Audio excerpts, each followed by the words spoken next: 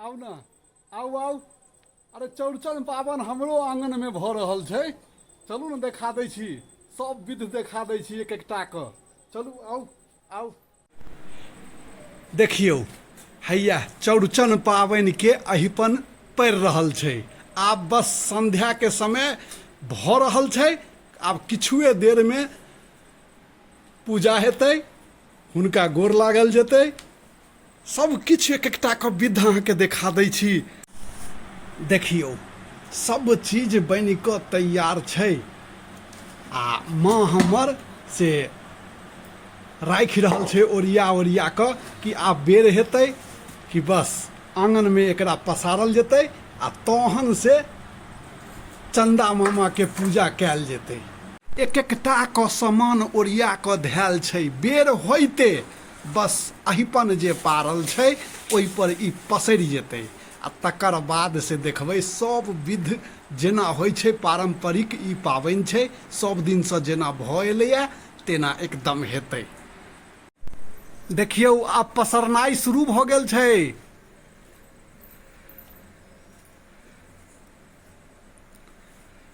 चौड़चन पाबनि सब दिन से एकदम निष्ठा आ प्रेम से एकरा मनायल जाइ छै।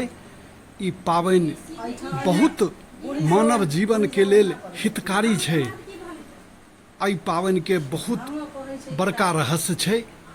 ई पाबनि अहाँके आब तऽ बहुतो जगह होबऽ लगलैया, लेकिन अपना सबके मिथिला में सर्वश्रेष्ठ स्थान छै एहि पाबनि के। चंदा मामा सेहो उगऽ के लेल एकदम तैयार छथिन। आब उगथिन तब उगथिन। एहि पाबनि के ओरियान करऽ में बुझियौ स्त्रीगण के तऽ भरि दिन बीत जाइ छै एहि में बनौबैत सुनौबैत राखैत उसारैत।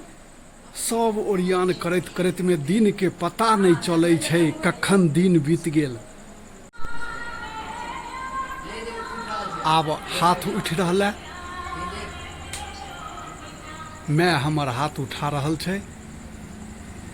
चंदा मामा के पूजा भ रहल है।